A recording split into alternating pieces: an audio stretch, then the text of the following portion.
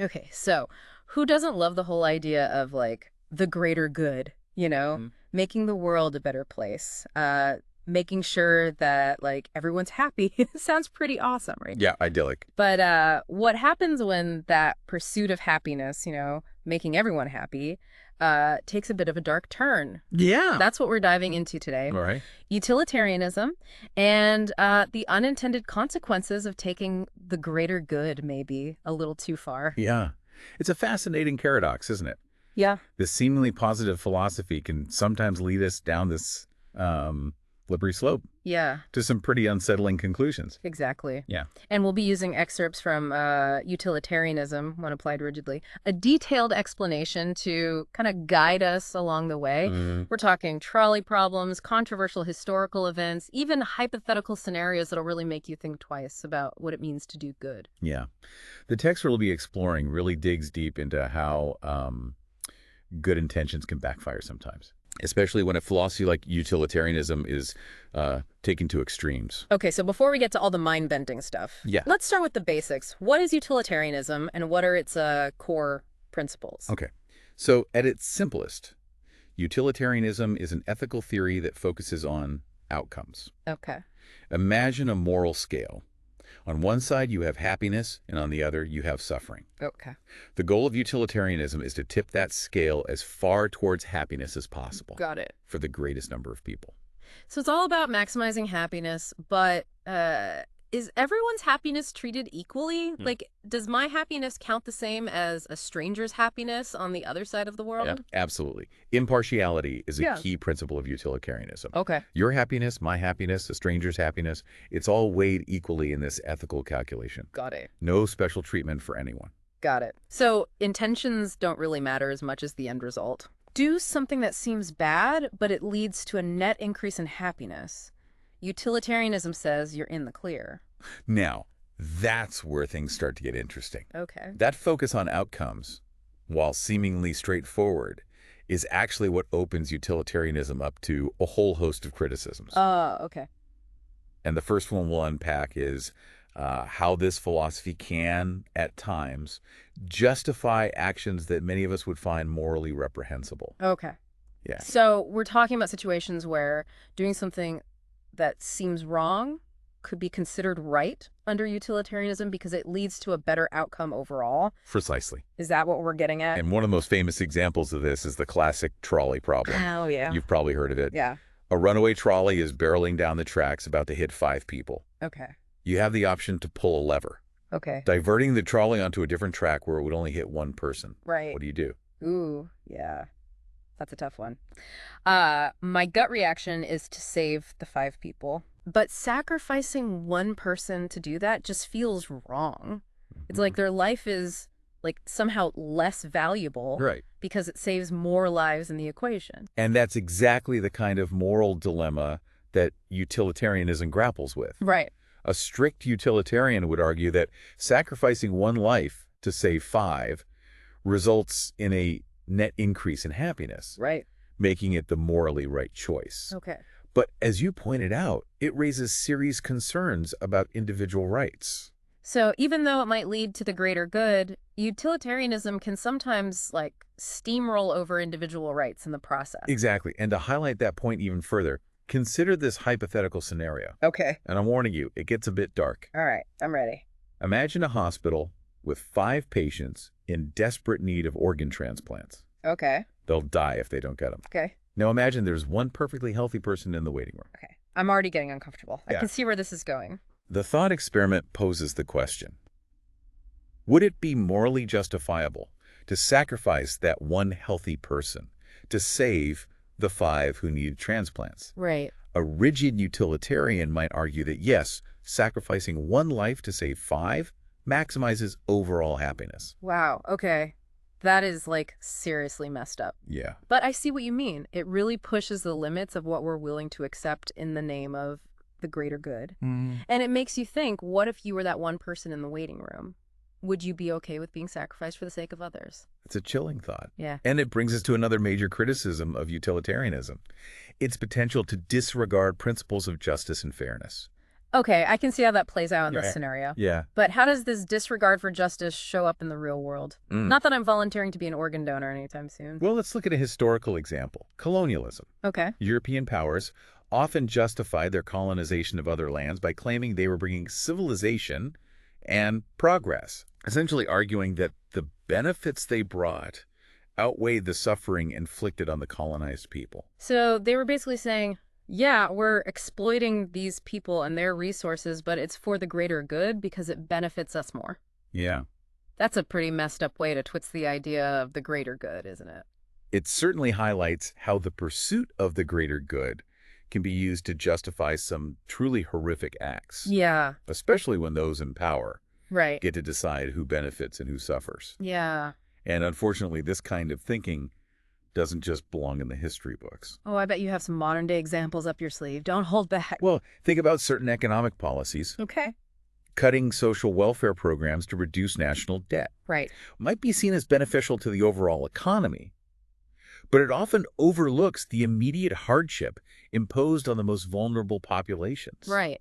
It's like saying, hey, if we let a few people struggle, it'll ultimately lead to a stronger economy that benefits everyone in the long run. Mm. But it feels like we're missing something here. Where's the consideration for the individuals who are being, like, sacrificed for this supposed greater good? That's the crux of the issue. Utilitarianism, in its purest form, struggles to balance the well-being of the many Right.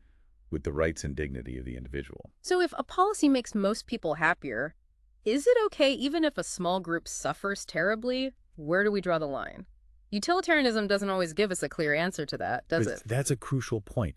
It highlights how applying utilitarianism too rigidly can fail to acknowledge the intrinsic value of each person. It risks reducing people to mere numbers in a calculation, sacrificing their well-being for some abstract notion of the greater good. And it's not just about fairness and justice, is it? There's also this issue of, like, reducing complex human experiences to simple units of happiness. It feels like trying to, like, measure a person's grief or joy on a scale of 1 to 10. You've hit the nail on the head.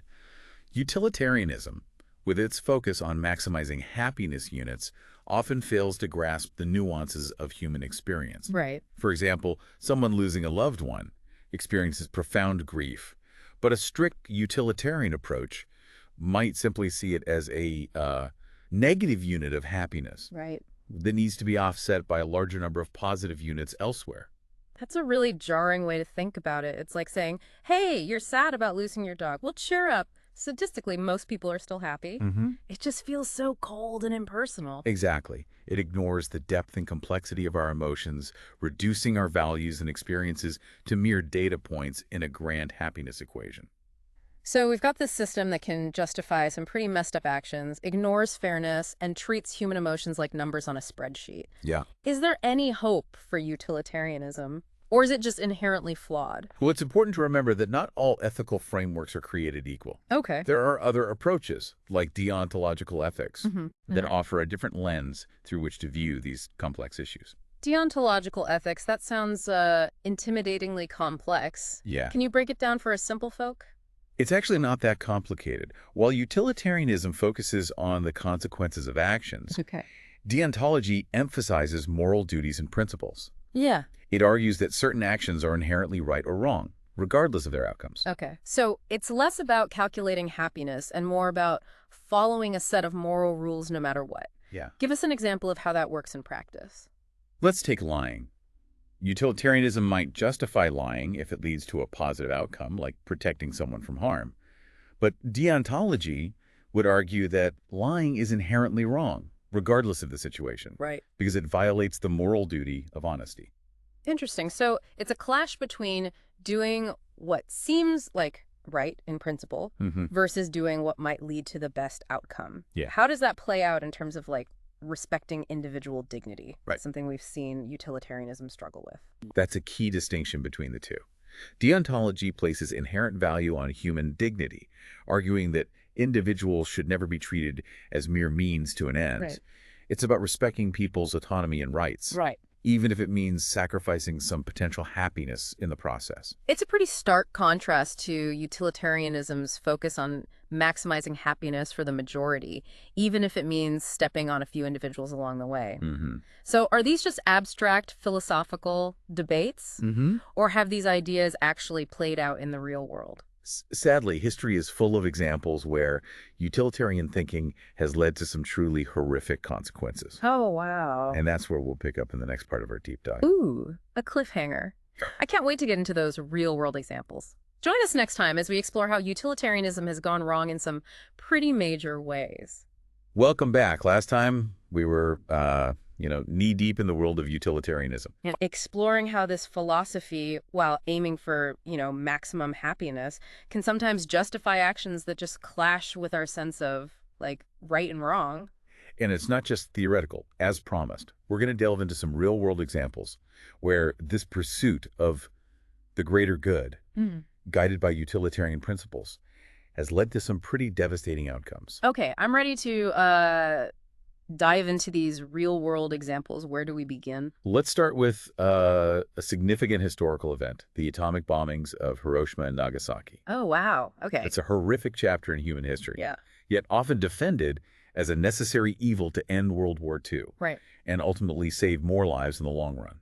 So the argument is basically a terrible act now to prevent potentially worse things down the line. Right. Is that classic utilitarian thinking in action. Precisely. The immense suffering caused by the bombings was weighed against the potential for even greater suffering and loss of life had the war continued. It's a stark illustration of how utilitarianism, particularly in complex situations like war, operates in a space of immense uncertainty and moral ambiguity. It makes you wonder if, in such a dire situation, there could ever be a truly right answer. Yeah. And it also brings up the question of, who gets to make these life or death calculations. That's a critical point. Yeah. The decision to use atomic bombs raises questions about power, authority, and the potential for even well-intentioned leaders Right. to make devastating choices in the name of a perceived greater good. Yeah, it's a sobering reminder that these philosophical dilemmas aren't just abstract thought experiments. They have real-world consequences that ripple through history. And sometimes those ripples extend beyond a single event.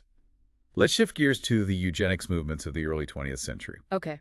These movements, aiming to improve the human race through selective breeding, were often rooted in utilitarian thought. Wait, so they were trying to engineer a happier society by controlling who got to reproduce? That sounds like something straight out of a dystopian novel. It does, doesn't it? Yeah. And it's a chilling example of how even seemingly scientific or rational approaches Right. can be distorted to justify deeply inhumane acts when driven by a narrow and ultimately flawed definition of the greater good. So these movements basically decided that certain people's lives were less valuable, less worthy of contributing to the future gene pool, all in the name of creating a supposedly better society. Unfortunately, that's the essence of it.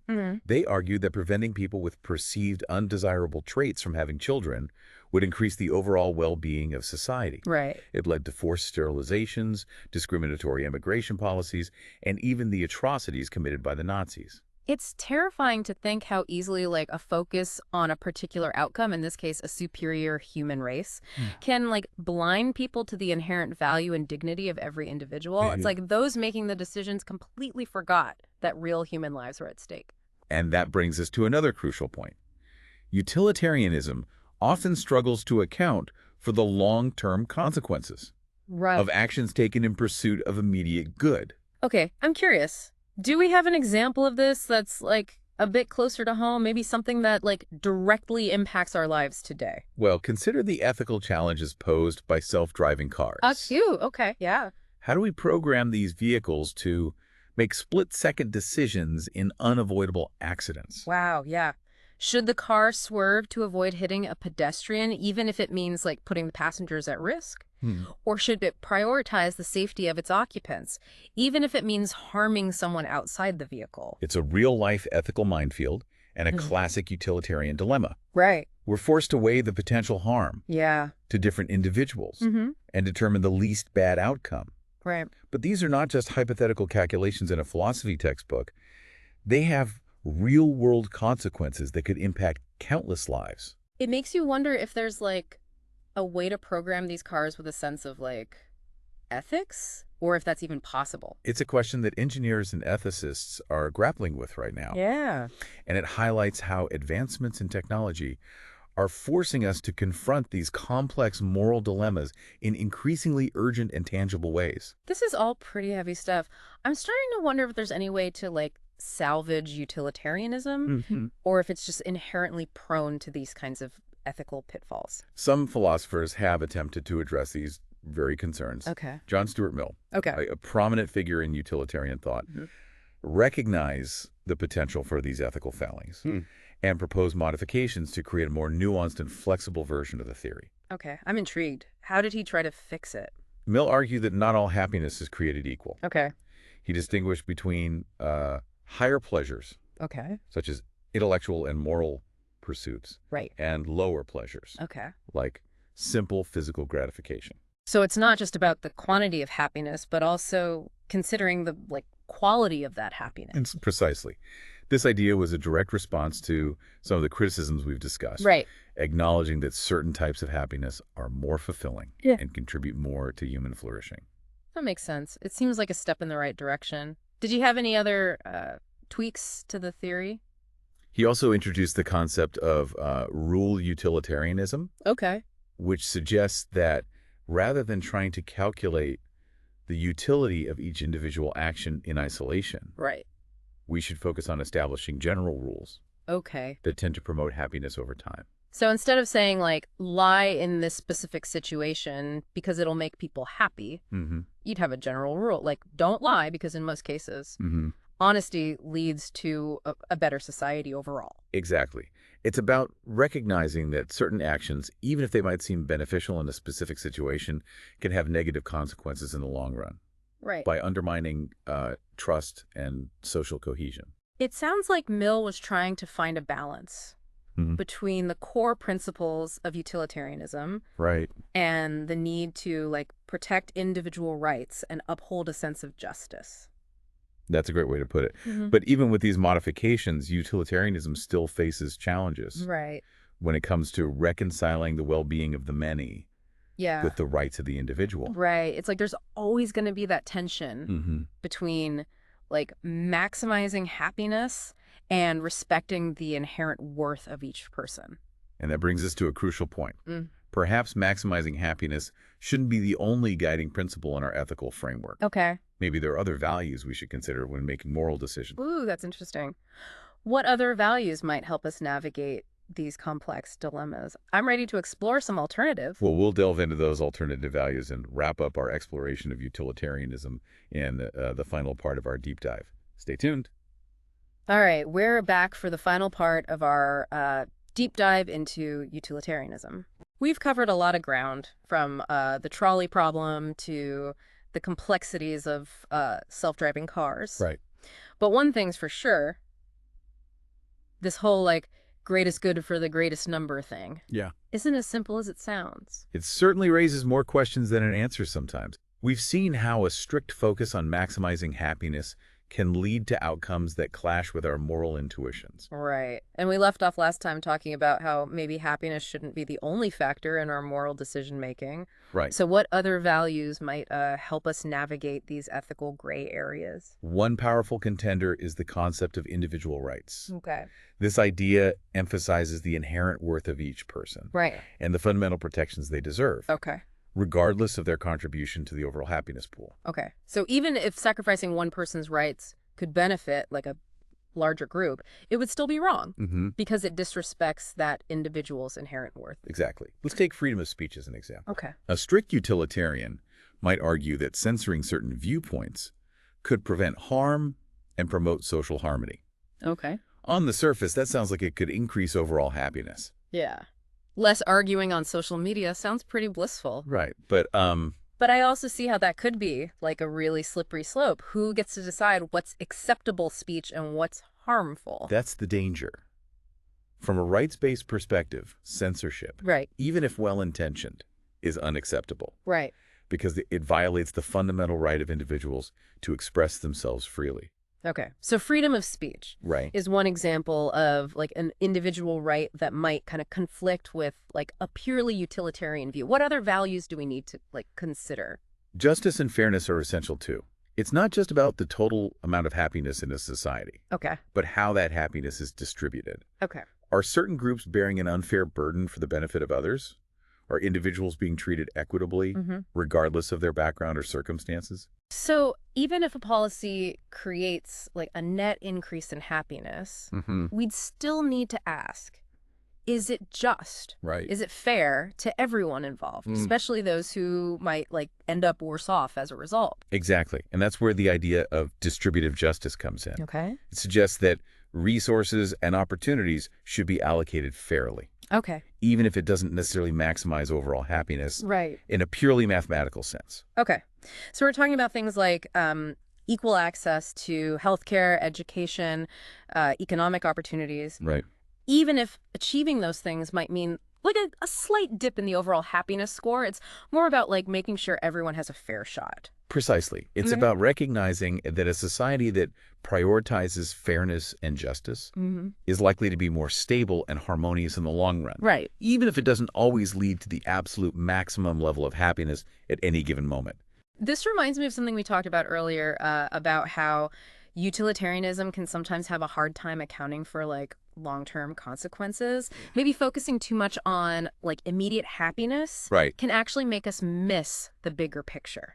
That's a really insightful connection. Yeah. It suggests that a truly ethical framework Yeah. needs to go beyond simply calculating pleasure and pain. Right. We need a more holistic approach Mm-hmm. that encompasses a broader set of values. Yeah. Values that reflect our deepest understanding of what it means to be human, Right. to live in a just and equitable society, Right. and to create a world that's sustainable for future generations. Wow.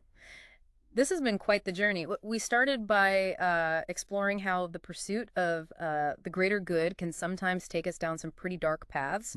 But we've also learned that there are other values, like individual rights, distributive justice, that can help us find a more balanced and ethical way forward. And ultimately, it's up to each of us to grapple with these ideas Yeah. and decide what values we believe should guide our actions, both as individuals and as a society. So, as you go about your day, dear listener, think about this. If maximizing happiness isn't the only answer, what other values do you think should shape our moral compass? What principles are like non-negotiable, even if they don't always lead to the most optimal outcome in a purely utilitarian sense? It's a question worth pondering. Yeah. And who knows, maybe your own deep dive into ethics will lead to some surprising and insightful answers. Thanks for joining us on this thought-provoking journey. And that's a wrap on our deep dive into utilitarianism. Yeah. Until next time.